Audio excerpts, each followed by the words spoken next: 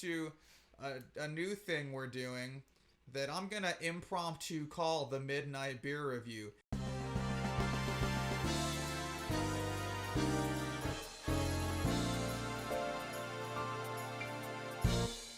Pretend it's 11:55 p.m. It may very well be. Pretty close. And we're just getting into a midnight beer review here on the channel. We've reviewed many beers in our time, mostly on the podcasts, more even besides that. But usually we only kind of give it about the name, a little bit of the flavor, kind of read the box, whatever. So we thought we'd actually get into it this time and give y'all a little bit more of a description of what we're actually drinking. Yeah. I mean, I don't know. We were getting the descriptions off pretty well. I think it's just more that there wasn't really enough of, like, the how it tastes as it goes down. Because just kind of how it pops off at the beginning is not always how this beer finishes out. No. And, I don't know. I felt like we were kind of blowing past them. So we decided, you know, for this week, we'd review some beers here. We're going to take our time. So this week, we got ourselves the Voodoo Ranger Fruit Force IPA. It's a fruit punch IPA. The Fruit Force is a high-flying fruit punch IPA landing at a powerful 9.5 ABV. Prepare for takeoff and hold on to your aviators. I didn't know we were supposed to be wearing aviators for this. I don't even have like a pilot hat or anything. But I do have this beer. There it is. It's blue. It's blue. It's a blue beer. It's very blue. It's got a little aviator skeleton guy on the front. You know, we had heard about these like last week, and when we went to pick them up at the liquor store, this was the last six-pack. Whoa! Is it very fruit punch? Yeah. Okay, I'm kind of excited. Is it like bad or like? I don't know yet. Okay.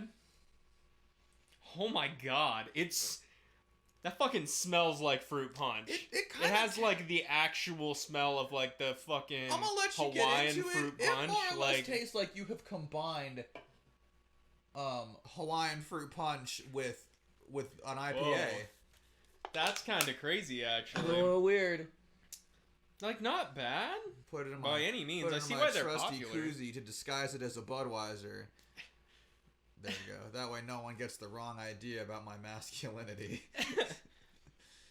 No, these are really good, though. I kind of like this. It's a little weird. Just because it's still an IPA and the IPA flavors are still coming through, but... What kind of... I'll level with you. I'm not the biggest fruit punch guy. Okay.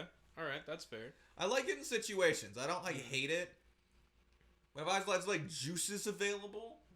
You're gonna skip out on the fruit punch? It's probably not the juice that I'm going for. Okay. What's in this? See, personally, I do like fruit punch. You know, I am a fruit punch kind of guy. Doesn't say anywhere. I wouldn't. I don't know that I'd pick fruit punch as like the first juice that I would jump to. IPA with natural flavors, so apparently it's not artificial fruit punch. What kind of situation would you drink this beer in? Outside. Yeah, I was gonna say this is very much so an outside summer in the type sun, beer. Yeah. Not in whatever we're in now. I feel like it's the type of beer that you drink while you're like grilling. It's a 9.5. It's a nice summer day. You're outside grilling. This would be great for that. Taste-wise, very easy going. Oh, for sure. It's a very drinkable IPA for it being 9.5. Has a little bit of the citrus vibe that we all know and love from IPAs, but really none of that bitter. That bitter is replaced instead by a Hawaiian fruit punch.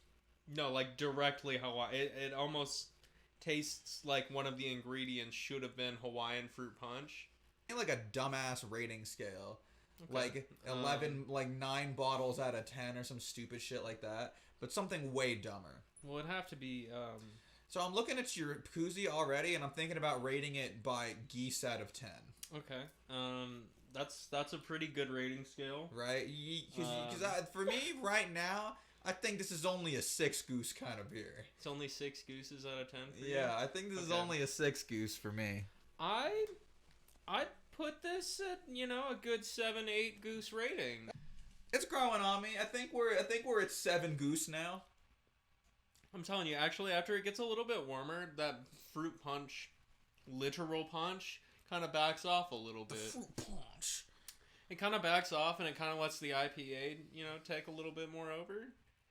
Kind of evens itself out. But I gotta be real, the initial of opening this beer is it smells like Hawaiian fruit punch, and it tastes like Hawaiian fruit punch. What's our editor's name? Carlos?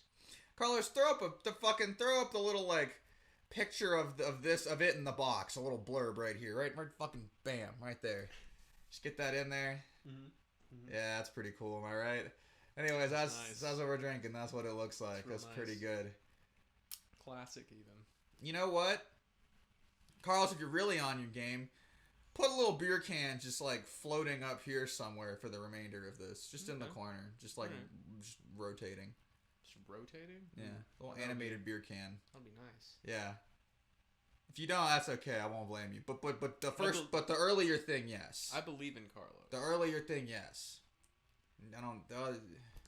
But do it, please. The company that makes these New Belgium kind of hit and miss with their regular beers, but of their Voodoo Ranger series does kind of slap. Yeah, I do. I have liked more of the Voodoo Rangers than I have of really anything else from New Belgium. Which is funny, because what I'll say is I fell off the Voodoo Rangers originally, because their purple one, their original IPA, I didn't really fuck with. It's just okay, It's not like a little overly bitter for being like a 6% beer. It's not like amazing by any means. It's just kind of like a bland. These are aggressive. Like the more I drink this, the less I taste the bitter, and the more I'm just drinking Hawaiian fruit punch. See, I got the opposite. The more I'm drinking this, the more I get a little bit more of the IPA coming through, and the less of the fruit punch. Which is again why I was like, man, having that little bit of lemon there towards the end, that would slap so hard. Fruit punch with lemon accent. Get that acidity in there. That brightness? That acidity. In the fruit punch beer? Yeah. I don't know. A little bit of brightness, a little bit of acidity there at the end. Clean this beer right up. I don't know, man. Clean this shit right up. You know I love lemon. You know I love acids. And you know I love citrus. I love brightness too, I guess. I mean, who doesn't? I don't know if that's fixing this. I don't know if that's making it better. I do think it would be a little better. Just a little bit of that towards the end. I think that'd be nice. I don't think it needs fixing necessarily. No, not by any means. But I think it would be just a little better. You add a little bit of the lemon there. Ooh, or if you served it with like a little bit of a lemon, like a little lemon slice. See, that I could do. That makes sense to me. But I don't think lemon would have made this better to me. I don't know. I do feel like a little bit of lemon would really pull this together. A little bit of lemon? A little bit of lemon in there? What flavor is supposed to be the possible lemon? What flavor is the one that's supposed to come forward in fruit punch? Because I feel like it's cherry, but like... Maybe it is cherry. I'm not certain. Well, let's see what fruit punch is made of, first of all. Fruit and violence. What?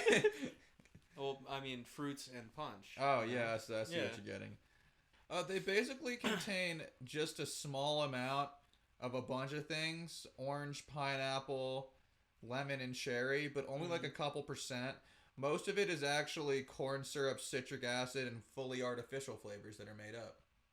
Okay. Fruit punch is generally considered to be a made-up flavor. Yeah, I kind of thought so, but was like, when you drink it, I feel like cherry's the one that comes. Yeah, but much like blue raspberry, it has basis in something. Yeah. Like back in the day, people combined a bunch of things in punch bowls, and that's where we got fruit punch from. You just throw whatever fucking shit you have in there, and that's kind of the taste. You know what punch originates from? Yeah.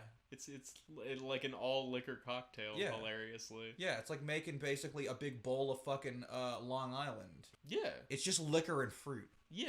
Yeah. It's fucked up. So that's what it's called. It's delicious. That's why it's called punch. You are going to get punched by this. But pretty hard, too. Because there's a little bit of fruit in it, it's still better than most of the things that are available as alcoholic beverages at the time that you're alive. So you get fucked up on the punch. Because, like, oh man, this is amazing.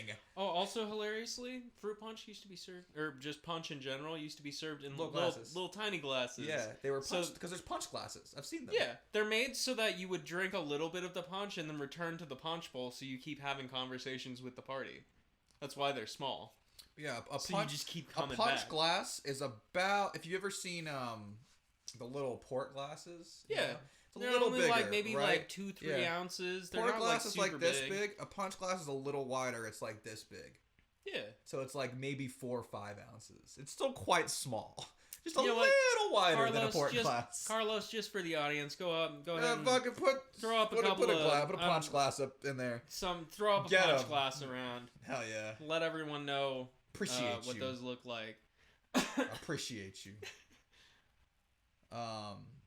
Yeah, I'm about to the end of mine. Seems like you're finishing out yours. How are you feeling? We're at the end here. You get a final review of the fruit punch beer. I'm gonna wrap back and give it a solid.